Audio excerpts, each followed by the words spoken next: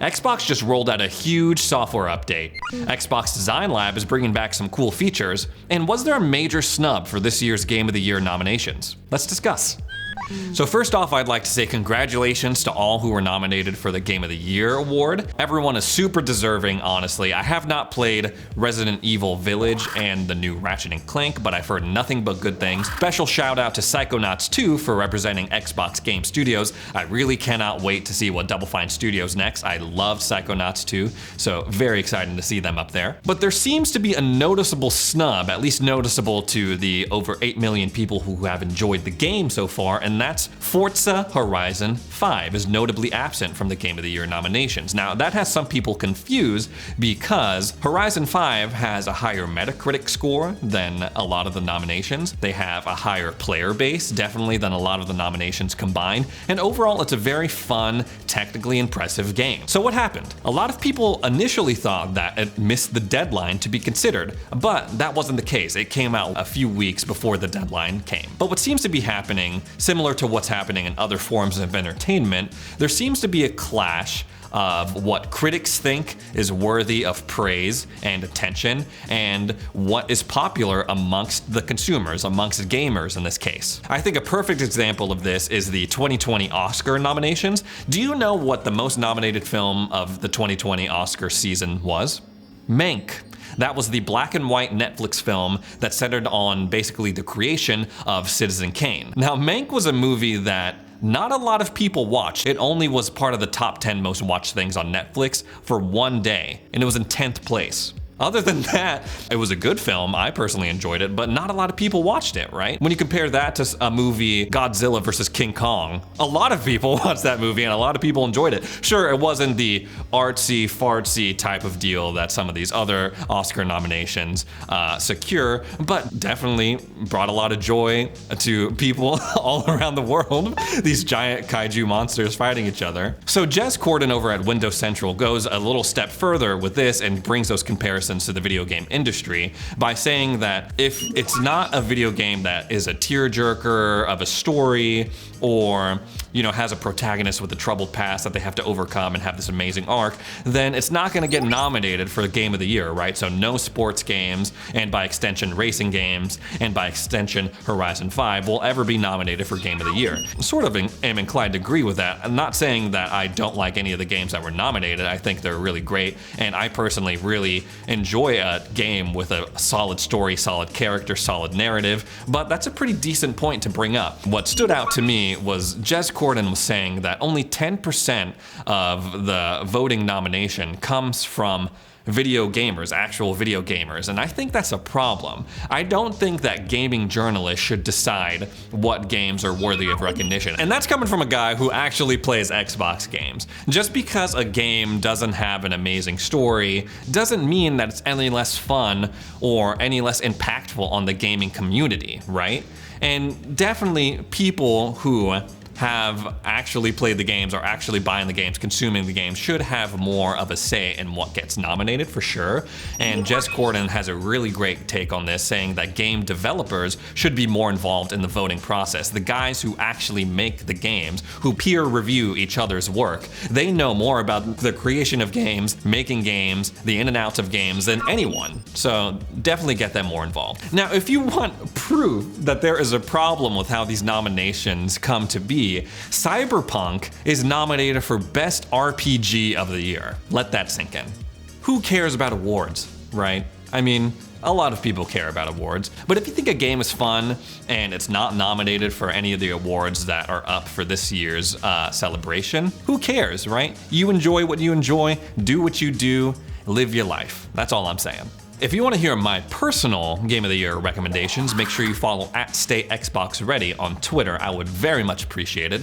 Also, I'm going to be starting up a Twitch soon, so keep your eye out for that. It's going to be @StayXboxReady as well on Twitch. Now, this is something we pretty much already knew, but Phil Spencer all but confirmed that Elder Scrolls 6 is going to be an Xbox and PC exclusive. He says, "It's not about punishing any other platform. Like, I fundamentally believe all of the platforms can continue to grow. Being able to bring the full complete package of what we have with the company's games, meaning integration with Xbox Live, Game Pass, Xbox Cloud Gaming, and that would be true when I think about Elder Scrolls 6, he added. That would be true when I think about any of our franchises. Now, this is something that we just knew was gonna happen, right?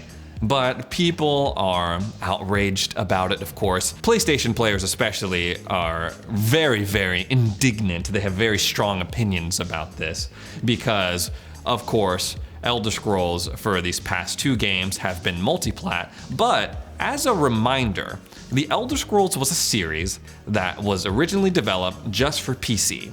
It wasn't until the Elder Scrolls Morrowind back in the early 2000s that it came to a console, and that console was the OG Xbox. Even when they came out with Oblivion, you could only play Oblivion for a good while on an Xbox 360, and when it finally came to the PS3, it played like doggy doo-doo. It was terrible. And even when they brought Skyrim to PlayStation, it still had way more bugs. I know that's hard to believe because the Elder Scrolls as a series is infamous for having a ton of bugs. It had way more bugs on the PlayStation side. So if anything, Xbox has sort of taken this title back for themselves. But I know there are some hard feelings, right? But it's not like you're being totally locked out from playing the Elder Scrolls 6. First of all, if you have a PC, you can play it on that. And that's usually the superior way to enjoy these games anyway. Also, Xbox is giving you a really affordable option for an Xbox console if you really want to play on a console with the Series S.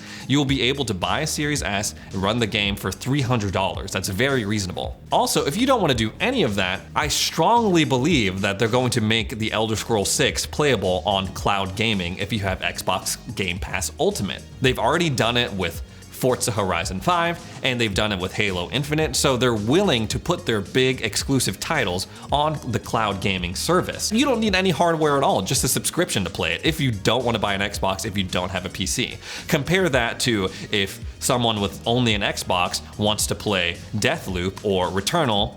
There's no other option. You have to buy a PlayStation console. Critics are also saying that they're going to lose out on a bunch of sales as well, but by that logic, well, everyone should just release every exclusive for every console, make it all multiplat, so they can make up those sales, right?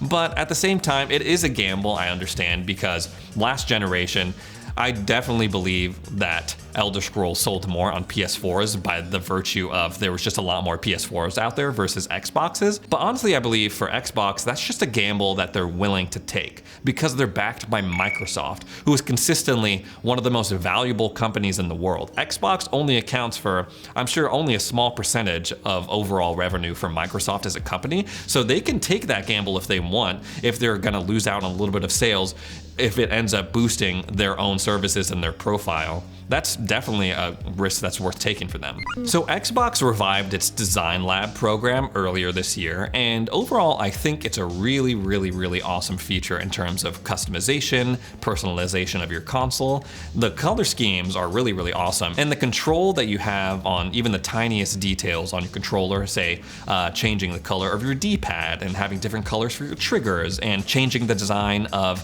the A, B, X, Y buttons and your menu buttons as well. I think it's a really, really awesome service that they have. Now they're furthering your customization options by bringing in some really, really cool features. So first, they have rubberized grips that you can add on right now, and that is a big deal for me. And the controllers that I've gotten to check out since I've owned a series console, the rubberized grips is that thing that consistently puts it over the edge that makes the controller feel really, really awesome. They're also bringing in metallic finishes for your D-pad and your trigger and your bumpers, which I think is very, very cool. They're also throwing in 3 new color options as well. And they even have a few new inspired by palettes. If you're not familiar, the inspired by section in the Design Lab is basically a service that they offer where you go in, and if you're a really big fan of a game, for example, Psychonauts, you can go, I really like Psychonauts. Then they give you a color palette that's already inspired by the game. So in the case of Psychonauts, you click on it, it would be all these psychedelic colors, greens, yellows, pinks, things like that. So in these new inspired buys, they have Skyrim one, a Forza one, and I can't remember the other ones, but I was a little disappointed in the Skyrim one. It's predominantly gray, white, with copper metallic on the D-pad and the triggers. I know what they were going for, kind of the snowy, mountain tops in the Skyrim Nordic mountain range, but you know, it was a little underwhelming. And then they also have the engraving of Forza on the front. I don't know why, but when I saw that, I said, that's a little corny. I don't know. Personally, for me, I was a little underwhelmed. But like I said earlier, I firmly believe that Xbox Design Lab is just a really cool service. It's the opportunity for you to potentially get a controller that's one of a kind, and that's really awesome. If you're seeing this and you think that an Xbox Design Lab custom controller would make a great gift for a loved one this holiday season, make sure you go ahead and order it now or as soon as you can, because it takes 3 to 4 weeks for them to make it and then ship it out to you. So if you wait too long, then there's a chance that it won't be here in time for you to give it as a gift for the holiday season. And honestly, I really think that's a thoughtful gift that you can give a gamer. It's practical, obviously, because you're going to be using the controller as you game, and it's very thoughtful and personal. You can tailor it to that person's specific gaming interests and color interests, I guess. So very personal, thoughtful gift, but if you want to give it for this holiday season, like I said, order it now.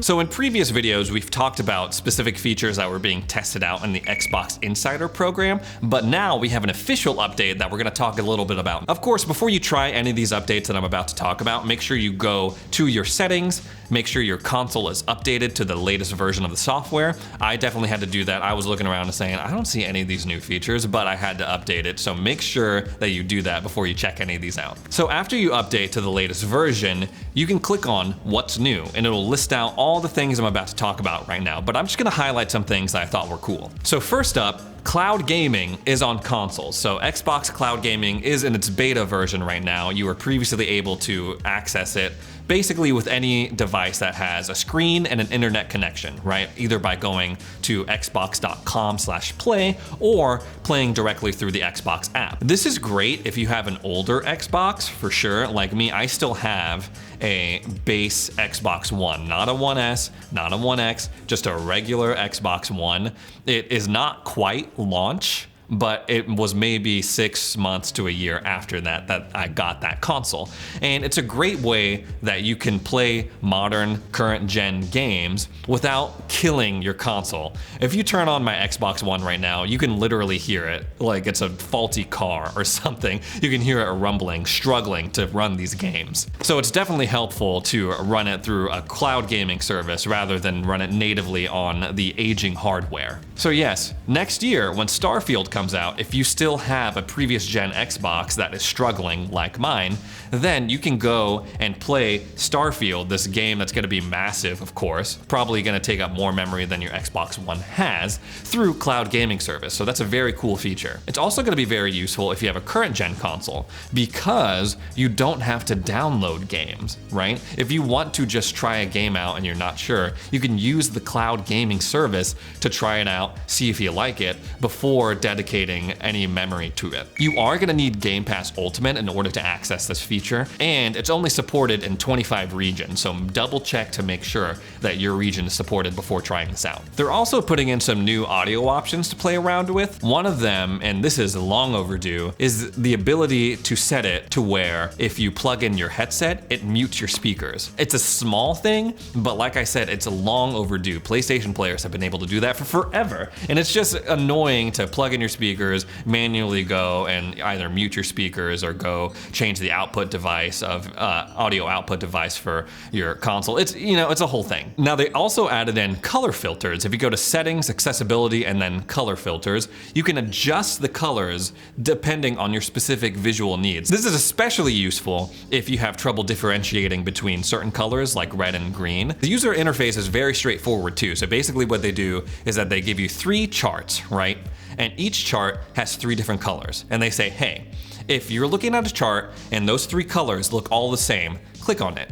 And then we'll kind of adjust it as needed. And you can go in and fine tune it even more depending on your specific needs. Also, as part of this update, Xbox is giving developers the chance to add certain accessibility tags, up to 20, to their games as listed on the Microsoft Store. And they're also introducing fixes that will hopefully prevent console crashing. For example, we talked on this channel previously about how NBA 2K is crashing Xboxes, FIFA, and most recently Battlefield 2042. So they're adding in, hopefully, fixes that will prevent that from happening. They also snuck in a controller firmware update that reduces latency over a wireless connection, and apparently it improves Bluetooth connectivity to other devices that are not your console, which is really useful as they start to kind of go forward with this Xbox cloud gaming. Anyway, that's all I have for today.